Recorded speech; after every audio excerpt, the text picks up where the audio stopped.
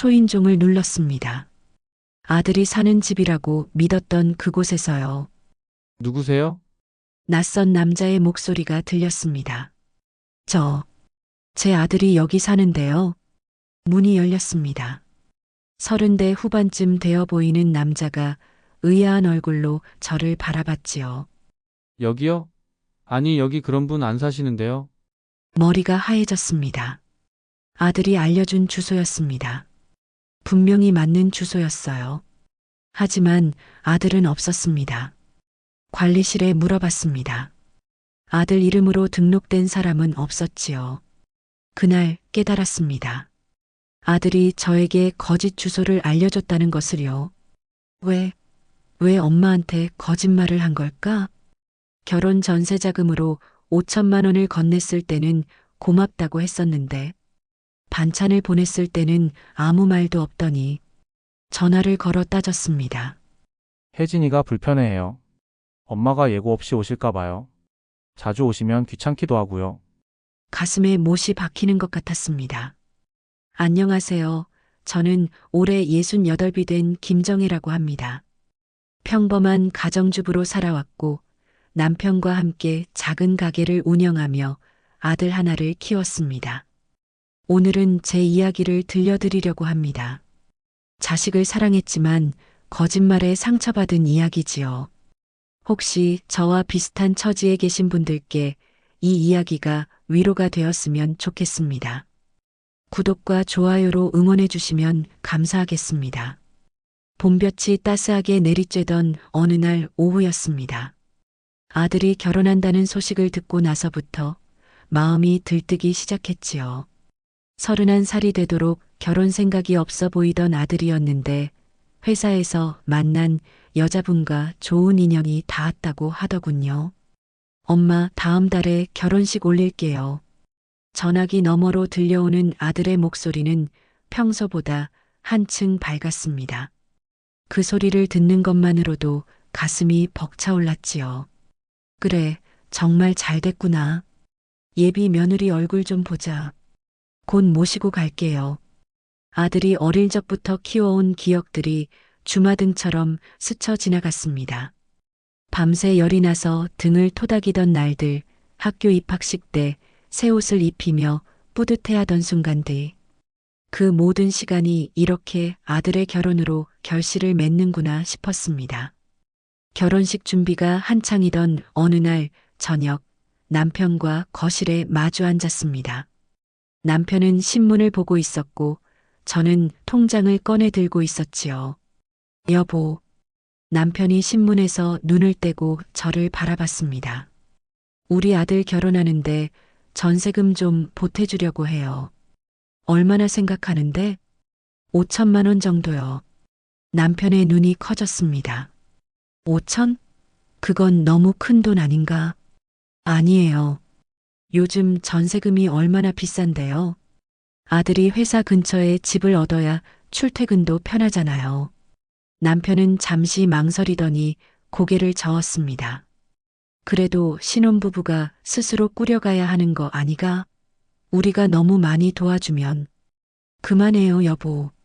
부모가 자식을 믿지 않으면 누가 믿겠어요? 저는 단호하게 말했습니다. 아들은 어릴 적부터 말썽 한 번 피운 적 없이 착하게 자랐습니다. 대학도 장학금을 받으며 다녔고 취직해서는 매달 용돈까지 보내주던 아이였지요.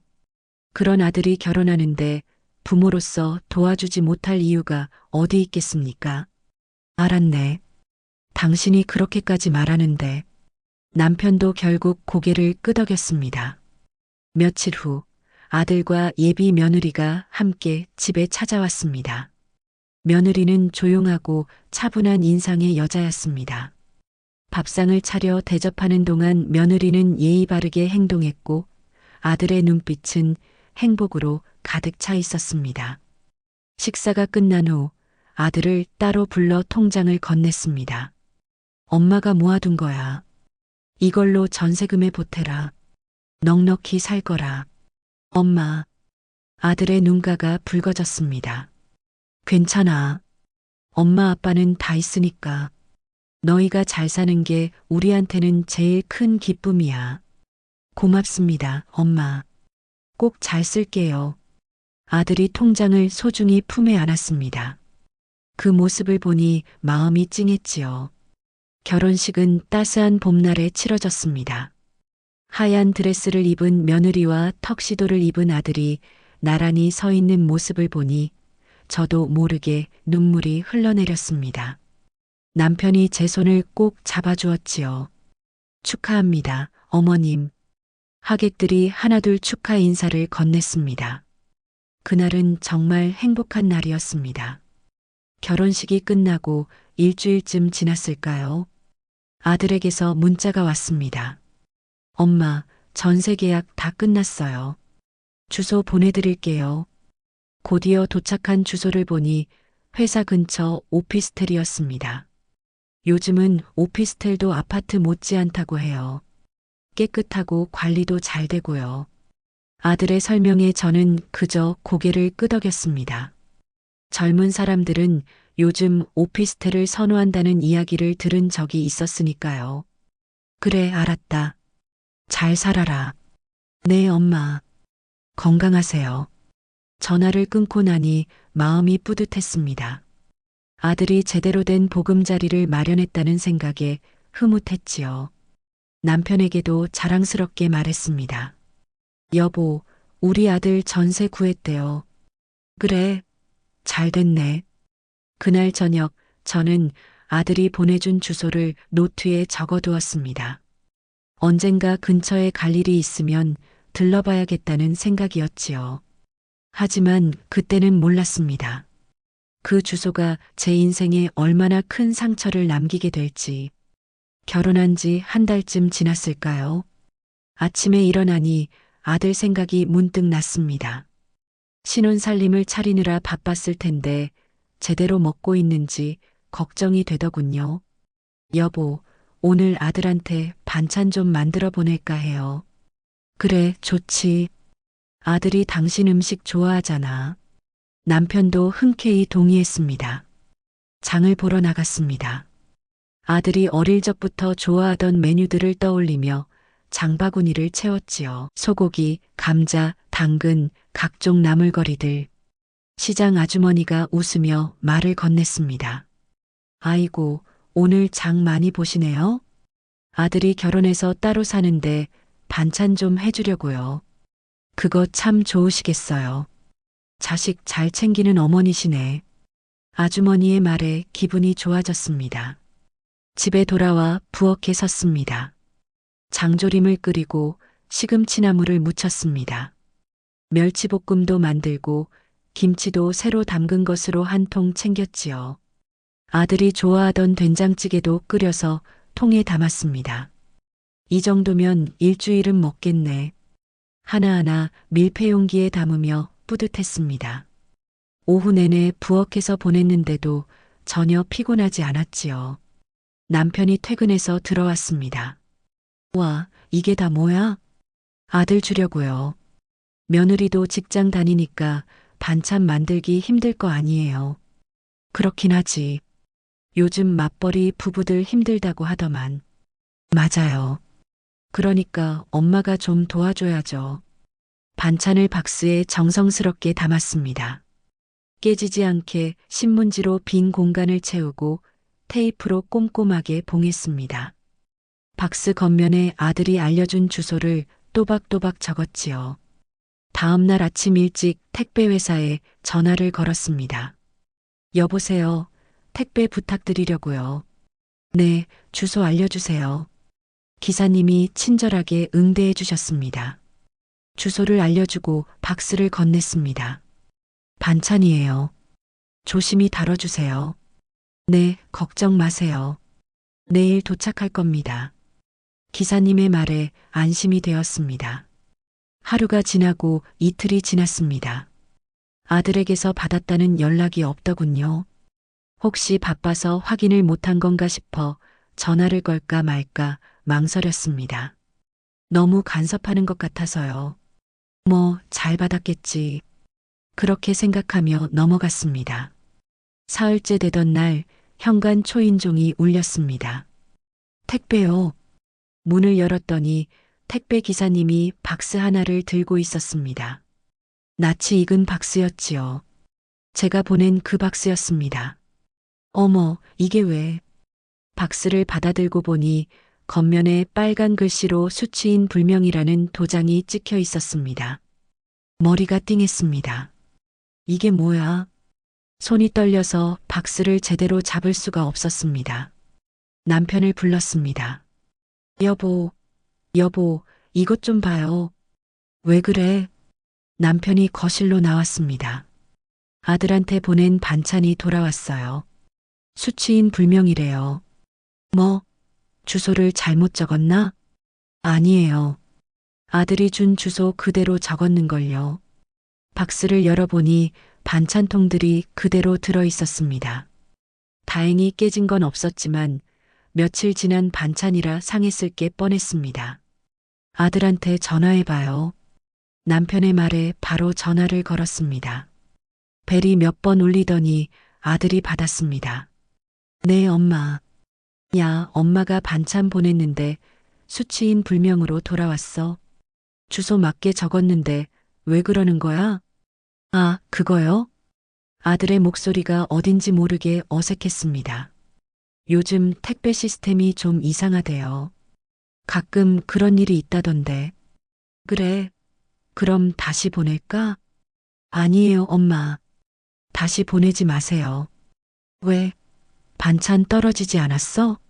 아니, 그게 아니라 혜진이가 요리하는 걸 좋아해서요. 자기가 해먹는다고 그래요. 그래도 엄마 반찬이랑은 다르지. 엄마, 괜찮아요. 신경 쓰지 마세요. 아들의 말투가 평소와 달랐습니다. 뭔가 서두르는 것 같기도 하고 피하는 것 같기도 했지요. 그래, 알았다. 그럼 잘 지내라. 네, 엄마도 건강하세요. 전화를 끊고 나니 마음 한편이 씁쓸했습니다. 남편이 걱정스러운 얼굴로 물었습니다. 뭐래? 택배 시스템이 이상해서 그렇대요. 다시 보내지 말래요. 그럼 그런가 보지 뭐. 하지만 뭔가 찝찝했습니다. 택배를 수없이 보내봤지만 이런 일은 처음이었거든요. 여보, 이상하지 않아요? 주소가 맞는데 수취인 불명이 뜨다니. 글쎄, 요즘 젊은 사람들 일은 우리가 잘 모르잖아. 아들이 그렇다는데 뭐. 남편은 대수롭지 않게 넘겼습니다. 저도 억지로 그렇게 생각하려 했습니다. 아들이 거짓말을 할 리가 없다고, 정말 택배 시스템이 잘못된 거라고요. 상한 반찬을 버리며 마음 한편이 아팠습니다. 정성껏 만든 음식들이 아들 입에 들어가지도 못하고 쓰레기통으로 가다니. 요즘 애들은 워낙 바쁘니까 너무 신경 쓰지 말자. 스스로를 달래며 부엌을 정리했습니다. 하지만 가슴 한구석이 서늘했습니다. 뭔가 잘못됐다는 느낌이 자꾸만 들었지요. 그날 밤 잠자리에 누워서도 계속 그 생각뿐이었습니다. 혹시 아들이 이사를 간 건 아닐까? 주소가 바뀐 건 아닐까? 그렇다면 왜 말을 안 해주는 걸까? 여러 생각이 꼬리를 물고 이어졌습니다. 하지만 결국 한숨을 쉬며 눈을 감았습니다. 내가 너무 예민한가 보다. 그렇게 스스로를 설득했습니다. 아직은 의심하고 싶지 않았으니까요. 한 달쯤 더 흘렀습니다. 아들과의 연락은 뜸했습니다. 가끔 문자로 안부를 물으면 잘 지내요라는 짧은 답장만 왔지요. 어느 토요일 오후였습니다. 오랜만에 시내에 볼 일이 있어 나갔습니다. 백화점에서 남편 와이셔츠를 사고 재래시장에서 장도 조금 봤지요. 집으로 돌아가는 길이었습니다. 문득 아들이 사는 동네가 이 근처였다는 생각이 들었습니다. 한번 들러볼까? 잠시 망설였습니다. 미리 전화하지 않고 가는 게 실례일까 싶었지요. 하지만 잠깐 얼굴만 보고 오면 되지 않을까 싶었습니다. 괜찮아. 엄마가 아들 보고 싶어서 들르는 건데 뭐가 문제겠어. 마음을 굳히고 택시를 잡았습니다. 기사님, 여기로 가주세요. 아들이 보내준 주소를 보여드렸습니다. 기사님이 고개를 끄덕이며 출발했습니다. 차창 밖 풍경을 바라보며 설렜습니다. 아들의 신혼집이 어떻게 꾸며져 있을까? 며느리는 살림을 어떻게 하고 있을까? 궁금한 게 많았습니다. 다 왔습니다. 택시에서 내려 주변을 둘러봤습니다. 깔끔한 오피스텔 건물이 눈에 들어왔습니다. 생각보다 좋은 곳이더군요. 여기가 맞나? 주소를 다시 한번 확인했습니다. 맞았습니다. 건물 입구로 들어갔습니다. 로비는 깨끗하게 관리되고 있었습니다. 엘리베이터를 타고 아들이 알려준 층수를 눌렀지요. 미리 말하면 부담될 테니까 그냥 얼굴만 보고 가자. 혹시 놀랄까봐 전화는 하지 않기로 했습니다. 깜짝 방문도 나쁘지 않을 거라 생각했지요. 혹시나 없으면 그냥 가고 있으면 맛있는 밥이나 사줄까 생각했었습니다. 엘리베이터가 멈추고 문이 열렸습니다. 복도를 따라 걸으며 호수를 확인했습니다. 902호, 904호, 906호. 드디어 아들이 알려준 호수 앞에 섰습니다. 가슴이 두근거렸습니다. 초인종을 눌렀습니다. 벨소리가 울렸습니다. 잠시 기다렸습니다. 안에서 인기척이 들렸습니다. 누구세요? 낯선 남자 목소리였습니다. 놀랐지만 침착하게 대답했습니다. 여기 사는 사람 찾아왔는데요. 누구 찾으시는데요? 제 아들이요. 아들 이름을 말하려는데 문이 열렸습니다. 30대 후반쯤 되어 보이는 남자가 의아한 얼굴로 저를 바라봤습니다. 네, 제 아들이 여기 사는데요. 여기요? 아니, 여기 그런 분 안 사시는데요. 머리가 하얘졌습니다. 아니, 그럴 리가요. 분명히 여기 주소가 맞는데. 손이 떨려서 휴대폰을 꺼냈습니다. 아들이 보낸 문자를 보여드렸습니다. 여기 맞지 않나요? 이 주소가. 남자가 휴대폰을 보더니 고개를 저었습니다. 주소는 맞는데 여기 제가 혼자 사는 집이에요. 작년부터 살고 있고요. 작년부터요? 네. 혹시 층수를 잘못 보신 거 아니에요? 아니에요. 분명히 9층 906호라고. 죄송한데 정말 그런 분 모릅니다. 남자가 난처한 표로 문을 닫으려 했습니다. 잠깐만요. 혹시 이 사람 아세요?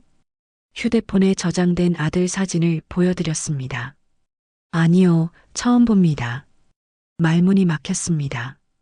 다른 데를 알아보세요. 여기가 아닌 것 같은데. 남자가 문을 닫았습니다. 저는 닫힌 문 앞에 멍하니 서 있었습니다. 이게 무슨 일이지? 다리에 힘이 풀렸습니다. 복도 벽에 기대섰습니다. 온몸이 떨렸지요. 혹시 층수를 잘못 본 건 아닐까 싶어 위아래 층도 확인해 봤습니다. 8층 906호도 가보고 10층 906호도 가봤습니다. 하지만 아들은 없었습니다. 누구도 아들을 모른다고 했습니다. 엘리베이터를 타고 1층으로 내려왔습니다. 관리실 앞을 지나다가 발걸음을 멈췄습니다. 관리실에 물어보면 알 수 있지 않을까? 안으로 들어갔습니다. 저기요, 죄송한데 여기 사는 사람 좀 확인하고 싶은데요. 어떤 분이요? 제 아들인데요. 아들 이름을 말했습니다. 관리실 직원이 컴퓨터를 확인하더니 고개를 저었습니다. 여기 그런 이름으로 등록된 분 없으신데요. 906호에도 없나요? 906호는 김모 씨 명의로 되어 있습니다. 혼자 사시는 분이고요. 더 이상 물을 말이 없었습니다. 혹시 최근에 이사 오신 분 아니세요? 이사요? 아니, 그럴 리가. 비틀거리며 밖으로 나왔습니다. 벤치에 앉았습니다. 손이 너무 떨려서 가방에서 휴대폰을 꺼내기도 힘들었습니다. 아들이 보낸 주소를 다시 봤습니다. 틀림없이 이곳이었습니다. 왜 거짓 주소를 알려준 거야? 눈물이 핑 돌았습니다. 아들에게 전화를 걸까 말까 한참을 망설였습니다. 하지만 당장은 목소리를 들을 자신이 없었습니다. 집에 가서 남편이랑 상의해야겠어. 택시를 잡아 타고 집으로 향했습니다. 차창 밖 풍경이 흐릿하게 보였습니다. 눈물이 자꾸만 흘러내렸지요. 집에 도착했습니다. 남편은 거실에서 텔레비전을 보고 있었습니다. 여보, 떨리는 목소리에 남편이 돌아봤습니다. 왜 그래? 무슨 일 있어? 아들이 거짓말을 했어요. 뭐, 무슨 거짓말? 주소요. 아들이 알려준 주소가 가짜였어요. 뭐라고? 남편의 얼굴이 굳었습니다. 그날 밤 잠을 이루지 못했습니다. 천장만 바라보며 생각했습니다. 왜 아들이 거짓 주소를 알려줬을까? 엄마가 찾아올까봐 두려웠던 걸까? 며느리가 싫어해서였을까? 여러 가능성을 떠올려 봤지만 어떤 이유도 이해가 되지 않았습니다. 내가 뭘 잘못했지? 자식에게 최선을 다했다고 생각했는데 어디서부터 잘못된 걸까요? 새벽까지 뜬 눈으로 밤을 지새웠습니다. 일요일 아침이 밝았습니다.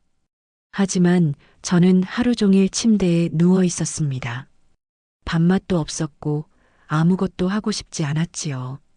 남편이 걱정스럽게 물었습니다. 여보, 밥이라도 먹어요. 이러다 몸 상해. 괜찮아요. 입맛이 없어서요. 아들한테 전화라도 해봐요. 뭔가 오해가 있는 거 아니겠어요? 남편의 말이 맞았습니다. 직접 물어보지 않고는 알 수 없는 일이었지요. 월요일 오전이 되었습니다. 마음을 단단히 먹고 아들에게 전화를 걸었습니다. 신호음이 길게 울렸습니다. 받지 않으면 어쩌나 싶었는데 5번째 신호 끝에 아들이 전화를 받았습니다. 네, 엄마. 목이 메어서 말이 나오지 않았습니다. 심호흡을 하고 입을 열었습니다. 내가 알려준 주소, 거기 다른 사람이 살더라. 전화기 너머가 조용해졌습니다.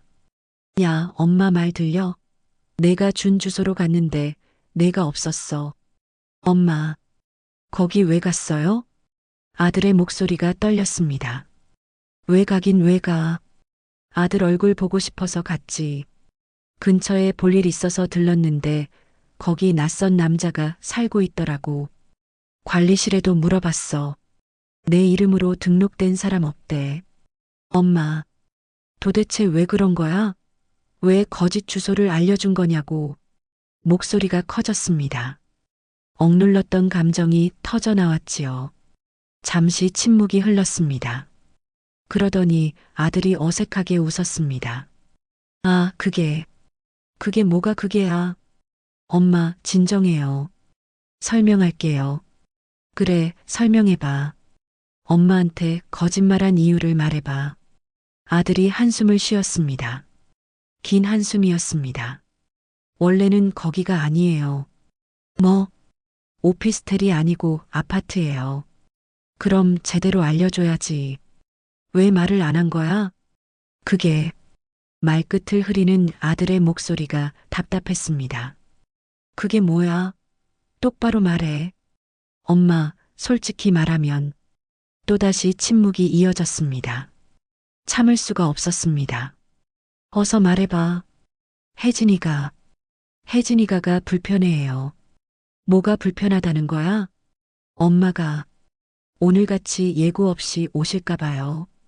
가슴에 못이 박히는 것 같았습니다. 내가 너희 집에 함부로 들이닥친 적 있니? 그건 아니지만 그런 적이 한 번이라도 있었어? 오늘 같은 날이 생길까 봐서요. 혜진이가 뭐? 며느리가 엄마 얼굴 보기 싫다는 거야? 그런 게 아니라 아직 적응이 안 돼서 그래요. 시어머니가 불쑥 자주 오면 불편한 거죠. 적응? 결혼한 지가 벌써 몇 달인데 무슨 적응? 목소리가 떨렸습니다. 화가 나기도 하고 서럽기도 했습니다. 엄마, 이해해 주세요. 뭘 이해하라는 거야. 5천만 원 줄 때는 편하더니 이제 얼굴 보기는 싫다는 거야? 엄마, 그렇게 말씀하시면 내가 뭘 잘못했는데? 간섭한 적 있어? 며느리 힘들게 한 적 있어? 대답이 없었습니다. 없잖아. 한 번도 없었어. 그런데도 주소를 숨기고 거짓말을 하고 눈물이 쏟아질 것 같았습니다. 꾹 참았지요. 내가 그렇게 보기 싫은 엄마였어? 적응이 안 된 게 며느리야, 아니면 너니? 그 말에 아들은 대답하지 못했습니다. 엄마, 조금만 시간을 주세요. 시간? 얼마나? 1년? 2년? 그게 평생 엄마 안 볼 거야? 그런 건 아니에요. 그럼 뭔데? 주소도 안 알려주고 찾아오지 말라고 하는 게 뭐가 다른 거야? 목소리가 커져서 남편이 옆방에서 나왔습니다. 걱정스러운 얼굴로 저를 바라봤지요. 엄마, 진정해요. 제가 혜진이랑 잘 얘기해 볼게요. 얘기해? 이미 다 끝난 거 아니야? 너희는 이미 엄마 없이 살기로 결정한 거잖아. 엄마. 그래, 좋아. 엄마도 이제 너희한테 적응 좀 해볼게. 엄마, 무슨 말씀을? 며느리가 엄마 보기 싫다면서? 알았어. 이제 안 갈게. 절대 안 가. 엄마. 그리고 너도 오지 마. 엄마 얼굴 보기 싫을 테니까. 엄마, 그렇게 말씀하시면 안 돼요. 왜 안 돼? 내가 왜 안 돼? 손이 떨렸습니다. 휴대폰을 꽉 쥐었지요. 나도 이제 너희한테 적응해야겠어. 자식 없이 사는 삶에. 엄마, 이제 전화하지 마. 나도 안 할 테니까. 엄마, 제발. 전화를 끊었습니다. 손에서 힘이 빠져 휴대폰이 떨어질 뻔했습니다. 남편이 다가와 저를 안아줬습니다. 여보, 괜찮아요. 아무렇지도 않아요. 하지만 눈물이 주르륵 흘러내렸습니다. 왜 우리 아들이 그렇게 변했을까요? 내가 뭘 잘못한 걸까요? 당신 잘못 없어요. 그럼 왜요? 왜 우리한테 이러는 거예요? 남편은 대답하지 못하고 제 등을 토닥여 줄 뿐이었습니다. 그날 저는 아들의 번호를 차단했습니다. 문자도 전화도 받지 않기로 했지요. 더 이상 상처받고 싶지 않았습니다. 거짓말에 속고 무시당하는 게 싫었습니다. 이제 나도 내 삶을 살아야지. 그렇게 다짐했습니다. 하지만 가슴 한편이 텅 빈 것 같았습니다. 무너지는 것 같았지요. 밤이 되자 남편이 조심스럽게 물었습니다. 차단까지는 너무한 거 아니야? 아니에요. 이게 맞아요. 그래도 자식인데 거짓말을 한 사람한테 다시 마음을 주면 또 다칠 뿐이에요. 남편도 더 이상 말하지 않았습니다. 식탁 위에는 아들이 좋아하던 반찬통만 덩그러니 남아 있었습니다. 그걸 보니 또 눈물이 났습니다. 한 달이 지났습니다. 아들에게서는 아무 연락도 없었습니다. 차단해 놓았으니 당연한 일이었지요. 처음 며칠은 괜찮았습니다. 화가 나 있었으니까요. 하지만 시간이 지날수록 마음 한편이 허전해졌습니다. 아침에 일어나면 습관처럼 휴대폰을 확인했습니다. 아들에게서 문자라도 왔나 싶어서요. 물론 차단해 놓았으니 올 리가 없었지만요. 여보, 밥 먹어요. 남편이 아침상을 차려놨습니다. 예전 같았으면 제가 했을 일인데 요즘은 의욕이 없었습니다. 고마워요. 입맛이 없어 보이네. 좀 먹어요. 네. 밥을 떠서 입에 넣었지만 모래를 씹는 것 같았습니다. 반찬도 맛이 없었지요. 여보, 이사 갈까? 이사요? 남편이 조심스럽게 제안했습니다. 여기 있으면 자꾸 아들 생각날 것 같아서 환경을 바꾸면 좀 나아지지 않을까? 생각해보니 그럴듯했습니다. 이 집 곳곳에 아들의 흔적이 남아 있었으니까요. 좋아요. 이사하죠. 정말? 네. 작은 아파트로 옮기면 관리도 편하잖아요. 남편이 안도하는 표정이었습니다. 일주일 후 매물을 알아보기 시작했습니다. 집에서 멀지 않은 곳에 괜찮은 아파트가 나왔지요. 여보, 이 집 어때요? 좋은데? 방 2개에 거실도 넓고. 그럼 계약하죠. 빠르게 진행했습니다. 더 이상 이 집에 있고 싶지 않았으니까요. 이사 날이 다가왔습니다. 짐을 정리하면서 아들의 물건들이 나왔습니다. 어릴 적 상장, 학교 다닐 때 쓰던 공책, 가족 사진들. 이걸 어떻게 하지? 남편이 물었습니다. 버려요. 버린다고? 필요 없잖아요. 이제. 그래도. 아니면 여보가 보관해요. 저는 보기 싫어요. 남편이 한숨을 쉬며 박스에 담았습니다. 새 집으로 이사했습니다. 깨끗하고 아담한 아파트였지요. 아들의 흔적이 전혀 없는 곳이었습니다. 여기는 좋네요. 그치? 새로 시작하는 기분이야. 짐을 풀면서도 습관적으로 아들 방을 만들까 생각했습니다. 하지만 곧 그 생각을 지웠지요. 필요 없어. 어차피 오지도 않을 텐데. 이사를 마치고 나서 새 주소를 누구에게도 알리지 않았습니다. 친척들에게도 친구들에게도요. 당신 아들한테는 알려줘야 하는 거 아니야? 남편이 조심스럽게 물었습니다. 왜요? 어차피 올 일 없는데. 그래도 혹시나가 뭐예요? 그 애는 엄마 주소 알고 싶어 하지도 않을 거예요. 남편도 더 이상 말하지 않았습니다. 새 동네에 적응하려고 애썼습니다. 근처 슈퍼마켓도 알아보고 산책로도 걸어봤지요. 어느 날 오후 아파트 단지 벤치에 앉아 있었습니다.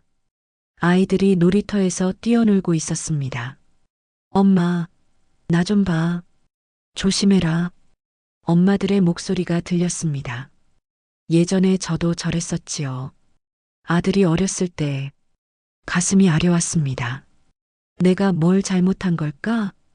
수없이 자문했습니다. 아들을 키우면서 너무 간섭했나? 너무 기대를 많이 했나?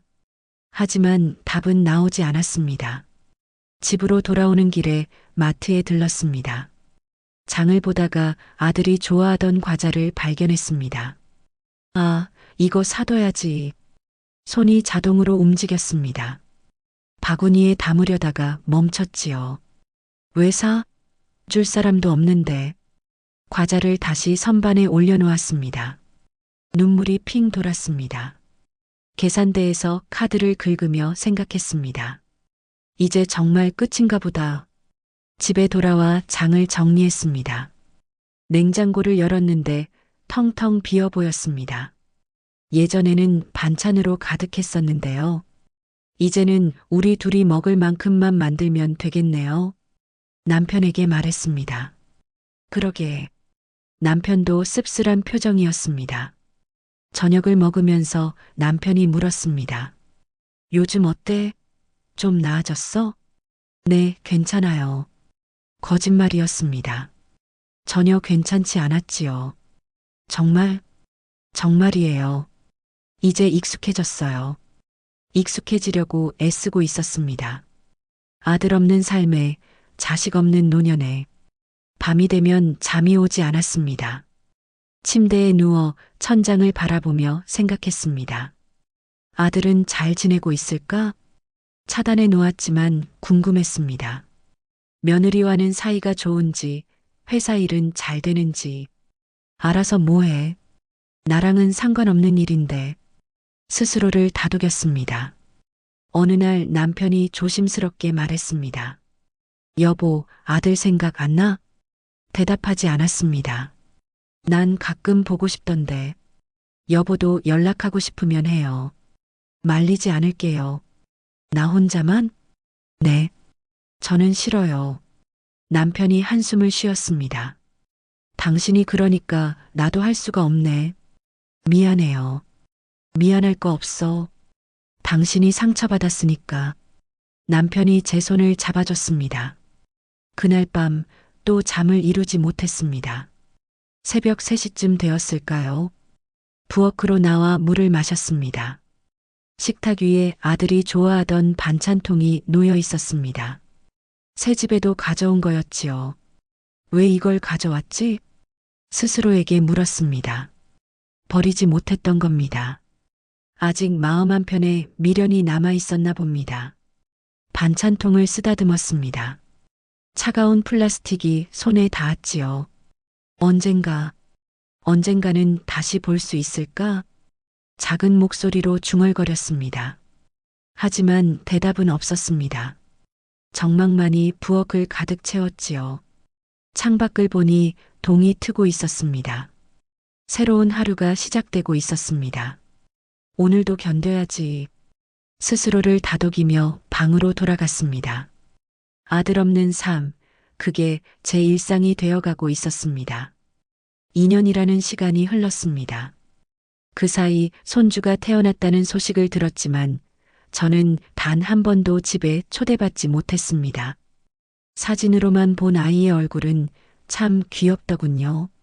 하지만 그 사진조차 며느리의 단체 메시지 속에 섞여 있었습니다. 그날 오후 전화 한 통이 걸려왔습니다. 엄마, 전세 재계약이라는데 전세금이 많이 올랐어요. 조금만 도와주세요. 그 말에 제 손에 들고 있던 찻잔이 미세하게 흔들렸습니다. 목소리는 예전보다 낮고 어딘가 지쳐 있었지요. 아이가 우는 소리와 며느리의 말소리가 희미하게 뒤섞여 들렸습니다.